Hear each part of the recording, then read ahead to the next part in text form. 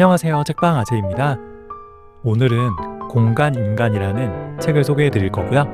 이 저자가 유현준 교수인데요. 방송활동으로 굉장히 유명한 분이죠. 이분의 전에 책이 어디서 살 것인가, 도시는 무엇으로 사는가 등 굉장히 제가 재미있게 읽었었거든요. 그래서 이 신간, 공간인간을 보자마자 바로 1픽으로 골라서 읽었어요. 이 제목 인간이랑 공간은 둘 다 사이 간자를 쓰거든요. 그래서 인간은 사람과 사람 사이의 관계가 중요하고요. 이 공간은 비어있는 것과 비어있는 것 사이의 관계라고 설명하고 있는데요. 왠지 절묘하고 좀 철학적이죠. 이 책은 여느 건축가들의 책과는 차원이 달라요. 이게 건축 얘기라기보다는 인간 얘기거든요. 인간의 역사에 가깝죠. 대부분의 그 역사책은요, 이 전쟁이랑 권력자 중심의 서술인데요. 이 책은 인류 문명의 발전 과정을 건축을 통해서 풀어낸 책이라 볼 수 있어요. 말하자면은 건축판 사피엔스죠. 실제로 사피엔스에 있는 내용도 굉장히 많이 나와요. 저는 원래 역사 덕후거든요. 그래서 더 흥미진진하게 읽었는데요. 제가 흥미로웠던 내용을 좀 공유해 볼게요. 교회에 다니지 않는 분들도 노아의 방주 얘기는 아실 거예요.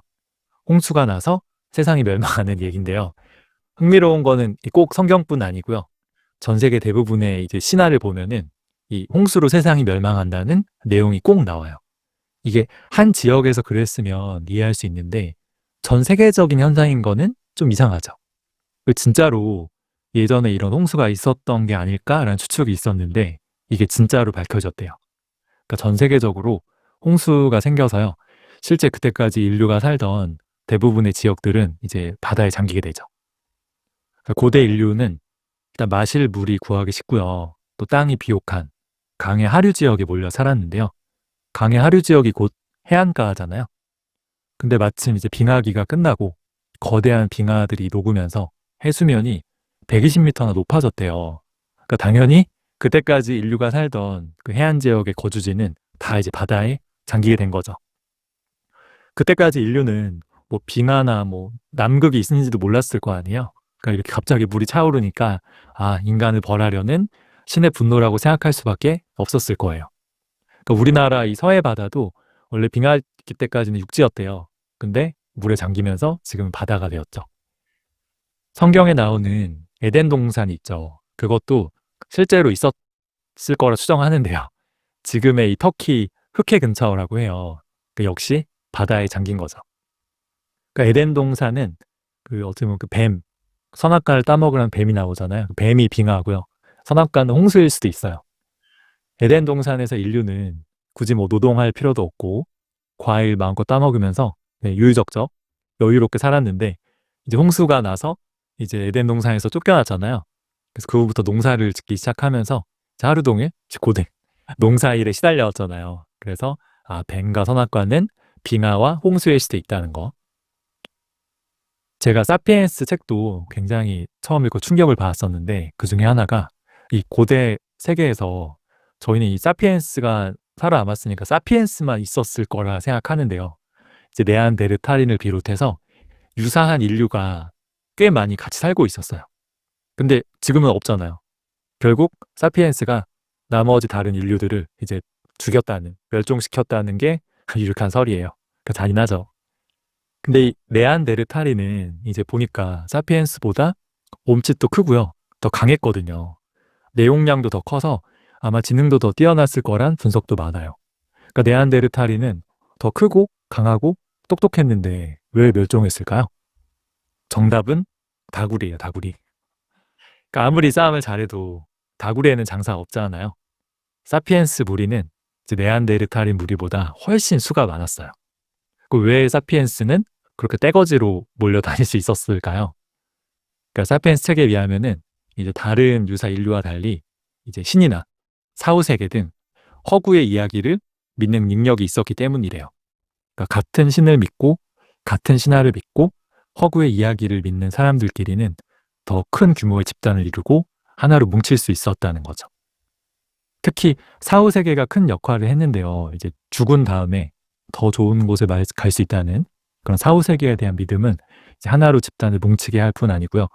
전투에서 죽음조차 불사르게 해요. 왜냐하면 장렬히 죽었을 때 더 좋은 곳으로 갈 수 있다고 이제 믿으니까.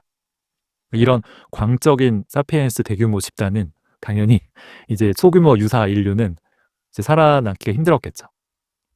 그런 의미에서 그 인류 최초의 건축물이라 할 수 있는 거는 터키 남부에서 발견된 괴페글리 테베라는 곳인데요. 이거 무려 1만 년 전에 지어진 건축물이고요. 장례를 치르는 곳이었대요. 그러니까 가족이나 동료가 죽으면 여기 장례를 치렀는데요. 이제 우리 모두 죽으면 같은 곳으로 간다는 이런 사후세계에 대한 믿음이 대규모 공동체도 일사불란하게 움직일 수 있는 무기가 되었던 거죠. 그래서 인류 최초의 진짜 의미 있는 건축물이 바로 이 괴베클리 테베라는 거예요. 이 건축물은 규모가 꽤 커요. 다 돌로 만들어졌고, 그래서 아마 한 6, 70명 정도의 인원이 한 6개월에서 1년 정도 이제 작업해야 되는 규모라는데요. 이렇게 6개월에서 1년이나 많은 수의 인원이 수렵 채집 생활로 한 곳에 있기는 불가능해요. 즉, 한 곳에 정착해서 농사를 지어나만이 가능한 건축이었어요. 그래서 원래는 인류가 농사를 짓기 시작하면서 정착하고 건축물을 만들었다는 논리잖아요. 근데 반대로 이런 상징적인 건축물을 짓기 위해서 한 곳에 일단 작업하느라 있어야 되고 먹고 살기 위해서 농사를 지어야만 했다는 이 반대 주장도 생기고 있어요. 그 농사가 먼저인지 건축이 먼저인지. 자, 뭐가 되었든 인류 최초의 건축물은 결국 이 사후세계를 같이 믿고요. 떼거지로 몰려다니면서 이 경쟁자들을 다구리 치기 위해서 만들어졌다는 게 어쩐지 좀 의미심장하죠. 이집트의 피라미드도 만들어진 목적은 비슷해요. 물론 당시 파라오가 자신의 권위를 세우기 위해 만든 측면도 있지만 이제 결과적으로는 말도 안 되잖아요. 사실 피라미드는 엄청난 건축물을 세우고 이제 보는 사람으로 하여금 이제 경외감이 들게 하는 거죠. 그래서 우리는 같은 국가 사람, 이집트 사람들을 하나로 뭉치게끔 하는 게 가장 큰 존재 이유였어요. 그리고 이집트 밖에 있는 사람들도 이 사막은 평평하기 때문에 피라미드가 멀리서도 보이거든요. 그럼 일단 기가 질리는 거죠. 와, 저런 거를 어떻게 지었지? 저긴 쳐들어가면 안 되겠다. 그런 목적도 있는 거예요. 실제로 이집트 제국은 거의 3,000년을 유지했기 때문에 세계에서 제일 오래된 제국을 역사를 가진 국가이기도 했어요. 우리나라에 고인돌이 많은데요. 고인돌도 비슷한 기능을 했다고 해요. 그러니까 고인돌에 거대한 돌을 올리면 올릴수록 더 많은 작업자가 필요하거든요. 그럼 이제 거대한 고인돌일수록 여기는 사람 쪽수도 많고 세력이 강성하구나. 함부로 쳐들어가면 안 되겠다. 일종의 정쟁, 억제 기능을 한 거죠. 피라미드가 또 위대한 점이 하나 있는데 이 피라미드에 쌓은 돌이 벽돌이 아니고요. 그냥 통돌이라는 거예요. 벽돌은 원래 돌이 아니에요.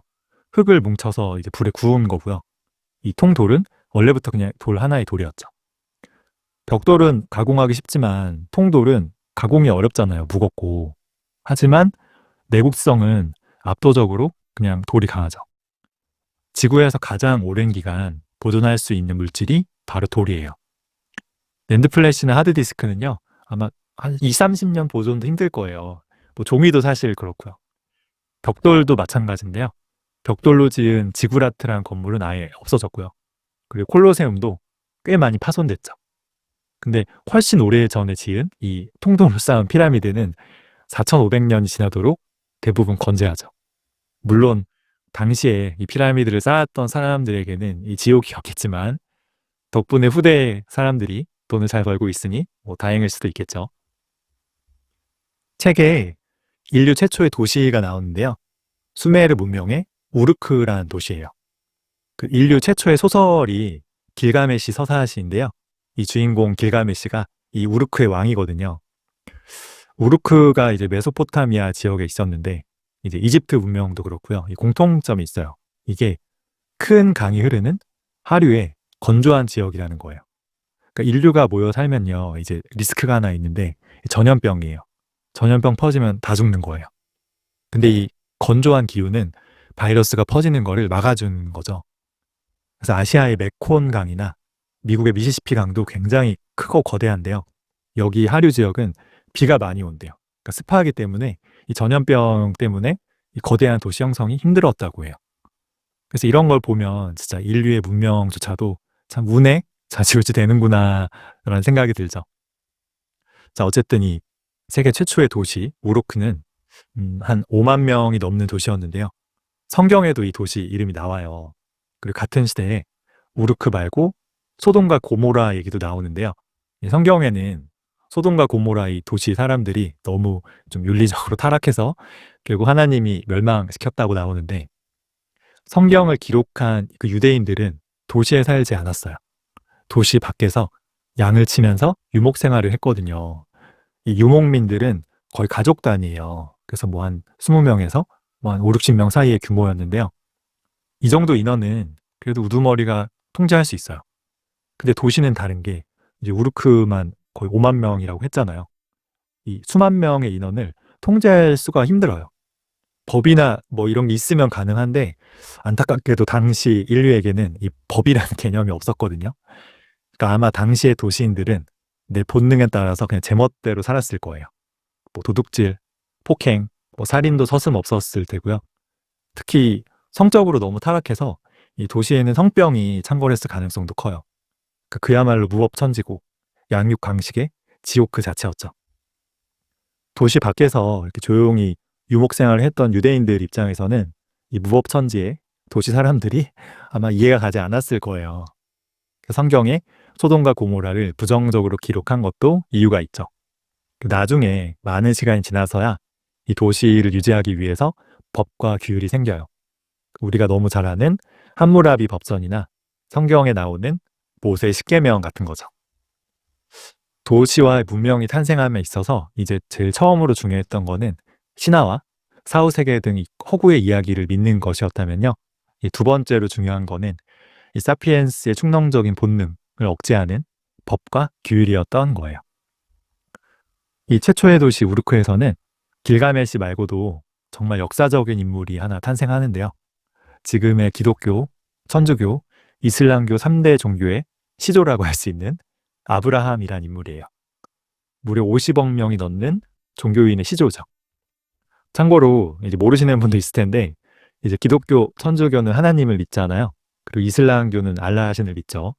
이 둘은 같은 신입니다. 심지어 이슬람교의 이제 성경 같은 코란은요, 구약 성경이랑 내용이 거의 비슷해요.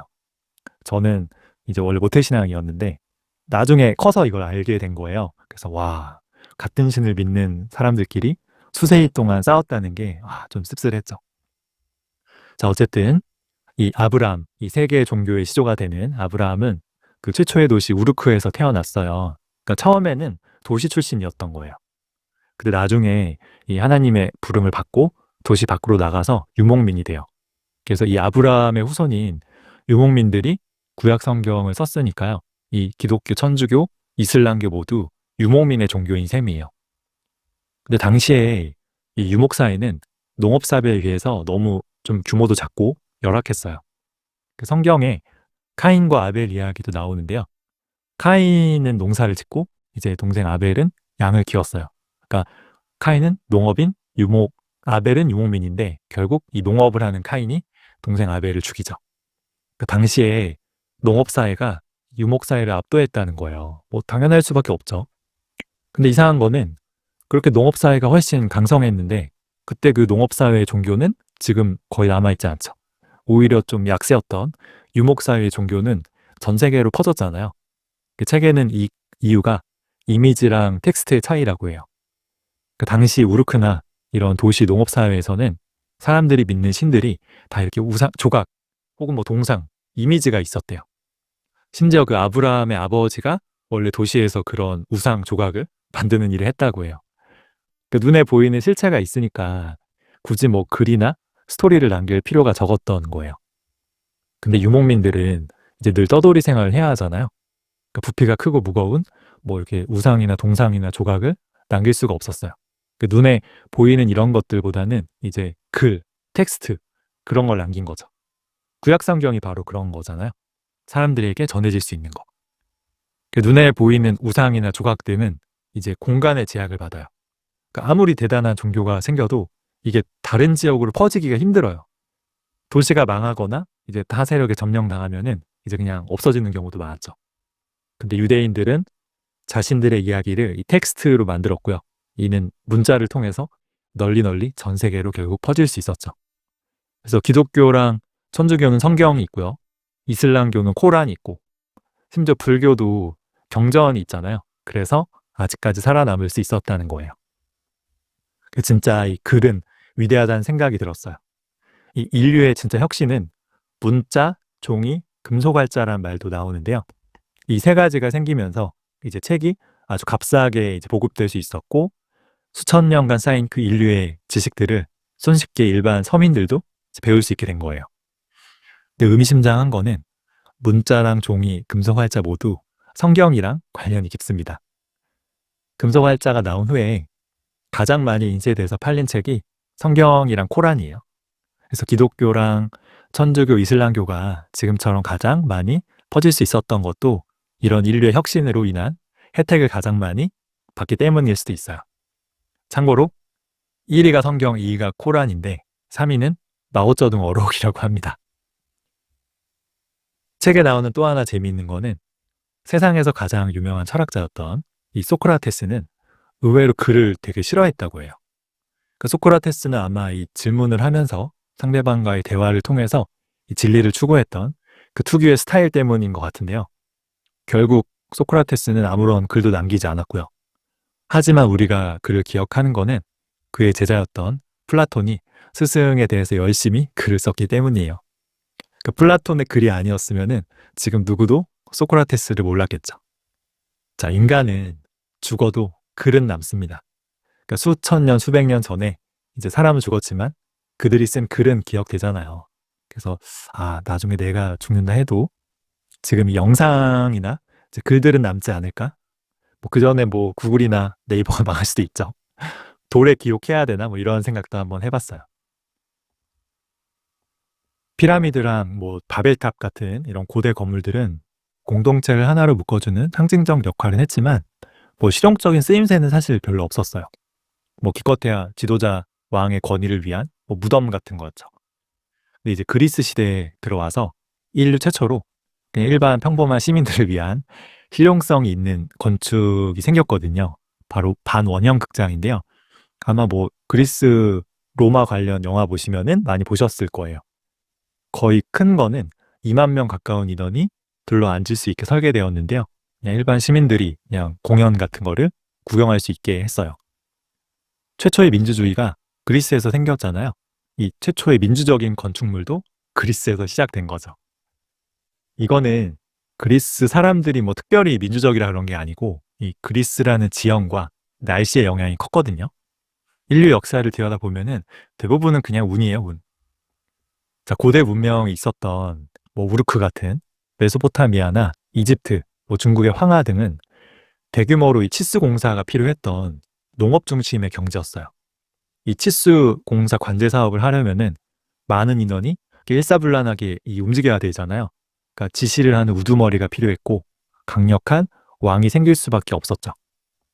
반면에 그리스는 이런 대규모 공사가 필요하지 않았어요. 그러니까 대부분은 그냥 해안 지방에 조그맣게 살면서 그냥 앞바다에서 고기를 잡거나 무역을 했거든요. 그 작은 배만 있으면 되었기에 소규모 자영업자가 많은 좀 평등한 경제 구조였던 거예요. 또 그리스가 가보시면 알겠지만 굉장히 척박해요. 그러니까 평야가 많이 없고 산이 많아서 그냥 이곳저곳에 조그맣게 흩어져 살게 된 것도 영향이 커요.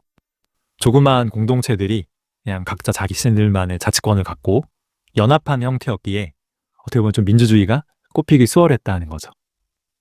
그러니까 왕이 모든 걸 통치하는 수직적 사회보다는 좀 민주적이고 수평적인 사회가 이제 많은 사람들로부터 좋은 아이디어도 나오고 이를 채택할 가능성도 크니까 혁신에 유리하죠. 회사에서 회의할 때도 우두머리가 혼자서 다 하면은 이게 좋은 아이디어가 안 나오잖아요. 나중에 이런 수평적인 그리스 문화를 그대로 로마가 계승했잖아요. 최초로 로마는 이제 대제국을 만들었는데 이런 점도 아마 이유가 있었을 거예요. 다만 로마는 세계 최초로 엄청난 제국을 결성하긴 했는데 이제 이 제국의 수도로서 결정적인 단점이 있었어요. 바로 큰 강이 없어서 이제 물이 부족하다는 거예요. 근데 로마는 이런 치명적인 단점을 건축으로 극복해요. 그 수도교 보신 분 있는지 모르겠는데 그 아주 멀리 그 로마에서 떨어진 곳인데 물이 풍부한 곳에서 이 로마까지 물이 인위적으로 흐를 수 있게 건축물을 지은 거예요. 이게 말은 쉬운데 이게 2000년 전이었잖아요. 아, 이게 장난이 아니죠. 가령 물이 풍부한 피볼리라는 지역이랑 로마는 20에서 30km 거리예요. 근데 이 높이 차이는 고작 티볼리가 한 2, 30m밖에 안 높아요. 그러면 이 물이 흐를 수 있게 건축물을 만들면 기울기가 1000분의 1 정도밖에 안 되는 거예요. 아주 미세하게 기울기를 만들어야 물이 로마로 흐르는 거죠. 현대 우리 화장실 바닥 기울기가 100분의 1 정도니까요. 아, 이게 얼마나 정교한지 상상이 가죠. 정교한 걸 떠나서 2, 30km나 있는 거리에 있는 물을 인위적으로 막 흐를 수 있게 뭐 건물을 짓는다? 이게 비효율적이잖아요. 근데 이거를 아치라는 건축 공학으로 로마인들은 극복합니다. 그냥 통으로 돌벽을 쌓으면요. 재료가 너무 많이 들고 비효율적이죠. 근데 이 기둥과 기둥을 좀 널리 떨어서 짓고요. 그 빈 공간 그 위에 곡선으로 지탱할 수 있는 아치를 활용하면은 이제 그 빈 공간의 재료비도 아낄 수 있고 건축 시간이나 인건비도 훨씬 아낄 수 있는 거예요. 그리고 이 아치 기술은 효율성도 이제 뛰어나지만 너무 아름답습니다. 그 스페인 세고비아에 거의 완벽하게 보존된 로마 수도교가 있는데요. 진짜 너무 예쁘고 너무 아름다워요. 이게 접착제도 안 썼대요. 순수하게 그 돌의 무게만으로 무려 2000년을 버틴 예술 작품이죠. 이 아치 기술은 이제 콜로세움 같은 다른 건물을 짓는데도 활용되는데요. 이 아치 기술 덕분에 재료를 아끼는 것뿐 아니고요. 이 벽의 두께도 획기적으로 줄일 수 있었고요. 벽의 두께가 줄어드니까 건물 내부에 빈 공간이 커지죠. 그러니까 이 공간을 효율적으로 활용할 수 있게 되었어요. 피라미드는 내부에 빈 공간이 없어요. 그냥 돌로 가득 차 있죠. 근데 콜로세움은 이 벽돌이랑 아치 기술 덕분에 내부가 텅 비어 있어요. 이 공간에 무려 5만 명이 들어가서 이제 뭐 검투사 경기 등을 관람할 수 있었던 거죠. 그러니까 이 공간에서 사이 간자의 의미가 왠지 더 의미심장해지죠. 원래 로마 제국은 그리스처럼 다신교 국가였어요. 그러니까 여러 신을 믿었는데 이제 기독교인들은 하나님만 믿잖아요. 유일신을. 그래서 원래는 기독교인들이 탄압당했는데 어느 날 로마 황제가 기독교를 승인하더니 심지어 기독교를 국교로 삼고 장려하기까지 하죠. 그 책에서는 이를 일종의 정치적인 포퓰리즘이라고 얘기하는데요. 그 당시 로마 인구의 거의 4분의 1 정도가 기독교인이었대요. 그래서 황제가 기독교를 인정하면은 그 4분의 1 시민들의 콘크리트 지지층을 얻을 수 있었다는 거예요. 아시아에서도 비슷한 일이 벌어졌는데요. 불교의 장려예요. 그러니까 불교 신자들이 점점 많아지니까 이들의 지지를 좀 활용하려고 정치권에서 왕들이 갑자기 불교를 받아들인 거죠. 기독교랑 불교처럼 현대에도 비슷한 일이 벌어졌는데요. 그러니까 24년에 미국 대통령 선거에서 비트코인 투자자 비중이 국민의 한 15%를 넘은 거예요. 그래서 갑자기 옛날에는 코인에 굉장히 부정적이었던 트럼프가 비트코인을 막 지지하기 시작하죠. 그러니까 이게 기독교도 그렇고 불교도 그렇고 비트코인도 그렇고 이제 믿는 사람들이 늘어나니까 정치권에서 지지 기반으로 활용한 거죠. 덕분에 기독교랑 불교를 장려했던 그 정치인은 정권을 유지할 수 있었고요. 트럼프도 대통령이 됐잖아요. 뭐 이것 때문만은 아니었겠지만 전략은 성공적이었죠. 종교랑 비트코인은 하나의 공통점이 더 있는데요. 이제 그게 내 미래를 책임져주고 구원해 줄 거라고 기대하는 거예요. 종교는 영혼의 구원이죠. 비트코인은 경제적인 구원이에요. 이 코인 투자자들에게 코인은 메시아랑 똑같은 거죠. 물론 뭐 비트코인의 미래 가격을 예측하는 건 힘들겠지만 많은 사람들이 이렇게 종교처럼 믿고 있고요. 이를 지지층으로 활용하려는 이 정치권까지 생각하면은 비트코인이 아예 없어지지는 않을 거라는 저자의 말에도 공감이 가요. 로마에 가면은 판테온이라는 굉장히 유명한 신전이 있어요. 진짜 거대하고 그 아름다운 원형 돔으로 유명한데요. 판테온은 그 뜻이 모든 신을 위한 신전이란 뜻이에요. 그러니까 원래 다신교였던 로마인들에게 어울리죠. 근데 이제 로마가 이제 기독교를 받아들인 후에 이 판테온 신전은 그 교회 성당 디자인에 차용돼요. 그러니까 유럽 가보시면 성당은 대부분 원형 돔이 있잖아요. 이게 결국 판테온에서 따온 거예요. 근데 판테온은 모든 신을 위한 신전인다는 뜻인데 이제 이게 유의 신을 위한 디자인에 적용된 거잖아요. 그러니까 이것도 좀 아이러니하죠. 자, 유럽의 어마무시한 성당을 보면은 입이 쩍 벌어지죠. 이 성당들은 수백 년 동안 천천히 만들어진 건데요. 이 성당을 지을 때는 그 수많은 작업자들이 있었겠죠. 그러니까 이 성당 주변에는 이런 작업자들이 묵을 숙소랑 식당 같은 상가와 거리가 자연스럽게 생겨났어요. 성당 앞에는 수많은 석재를 가공할 작업 공간이 필요하잖아요. 거의 1대1일 텐데 공간 크기가. 근데 수백 년 후에 성당을 다 완성하면 이 공간은 이제 필요 없잖아요. 그래서 이 작업 공간이 지금의 성당 앞 광장이 되었다고 해요. 물론 이 아까운 금싸라기 땅을 개발할 수도 있었겠죠. 근데 그냥 이렇게 광장으로 비워둔 이유는 성당에 이제 수백에서 수천 명의 사람들이 한 번에 들어갔다가 예배 끝나면 나와야 되는데 이제 그 인원을 흡수할 수 있는 버퍼 여유 공간이 필요하기 때문이라고 해요. 그래서 이런 거를 알고 유럽 여행을 하면은 더 그 지평이 좀 넓어지겠죠. 로마 이후에 이제 국제적인 도시는 파리가 또 있는데요. 파리는 고대 도시와 달리 이제 비가 너무 자주 내려요. 좀 습하죠. 습도가 높으면은 전염병이 창궐하는 리스크가 커지거든요. 그리고 예전에는 이제 분뇨를 그냥 창밖이나 강가에 막 버렸대요. 그래서 장티푸스나 콜레라 같은 이제 전염병이 너무 많았죠. 그래서 이 파리는 이 습하다는 기후의 단점을 지하 하수도 대공사로 극복합니다. 그러니까 인류 최초로 마실 수 있는 깨끗한 물이랑 더러운 오물을 구분해서 이 지하에서 처리하는 시스템을 만든 거예요. 그러니까 당시로서는 세계 최대의 규모였고요. 최고의 기술력을 자랑했다고 해요. 덕분에 파리는 다른 유럽 도시들과는 달리 일단 깨끗해졌고 전염병의 위험에서 벗어날 수 있는 안전한 이미지가 생겼고요. 당연히 주변의 부자들이 파리로 몰려왔고 이런 부자들에게 이 음악이랑 그림을 팔기 위해서 예술가들도 몰려왔죠. 이렇게 파리는 지금까지도 세계 최고의 문화예술 도시가 될 수 있던 거예요. 일반인은 사실 별 관심도 없을 거예요. 그 지하의 오물 처리 하수 시스템, 오히려 더럽게 생각할 만한 이런 시스템이 파리가 화려한 예술의 도시가 되는데 1등 공신이 되었다니까 이것도 참 인류 문명의 아이러니일 수도 있죠. 로마랑 파리로 이어지는 도시는 뉴욕인데요. 뉴욕은 진짜 인류 과학의 혁신으로 탄생한 도시라고 해요. 그러니까 고대부터 로마 시대까지도요. 파리에서도 순수하게 돌로 쌓을 수 있는 건물 높이는 기껏해야 6층이나 7층 정도가 한계였대요. 그 이상 쌓으면 무너졌던 거죠. 근데 이제 뉴욕에서 철근이랑 콘크리트의 조합이 발명되면서 드디어 그 6, 7층 이상의 초고층 빌딩을 지을 수 있게 됐어요. 이 철근이랑 콘크리트 두 자재는요. 이제 정말 우연히도 열평창 개수가 완전히 똑같거든요. 이게 인류의 큰 행운이었어요. 만약에 이 두 자재의 이 개수가 조금만 달랐으면요. 여름과 겨울의 기온차에 의해서 이게 다르게 팽창하잖아요. 균열이 생기면서 건물이 무너졌겠죠. 지금의 초고층 빌딩은 존재할 수가 없었어요. 하지만 이 철근 콘크리트 조합으로 높게 지을 수만 있으면 의미가 없는 게요.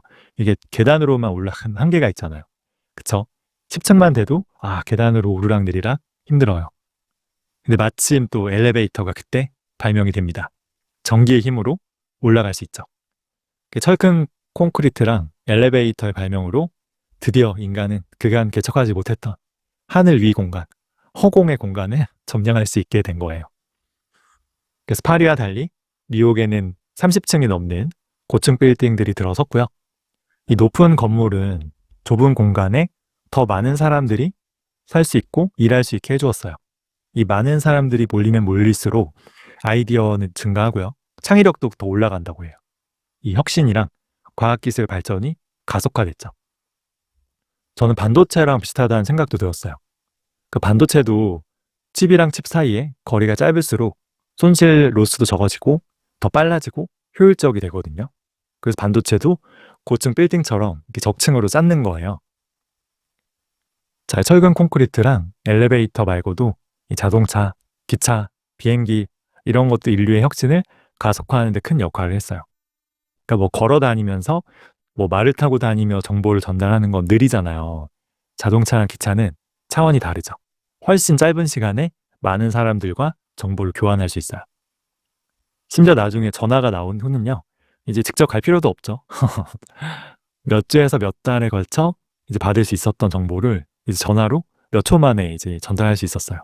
그런 여러 과학 기술들이 응축돼서 폭발한 도시가 바로 뉴욕이었던 거예요. 제 도시의 역사를 좀 다시 정리하면은 우르크나 이집트는 자연적으로 천혜의 조건이었어요. 로마는 부족한 물이 단점이었는데 이거를 건축 기술로 해결했죠. 파리는 습한 기후가 문제였는데 지하의 하수 시스템으로 해결했고요.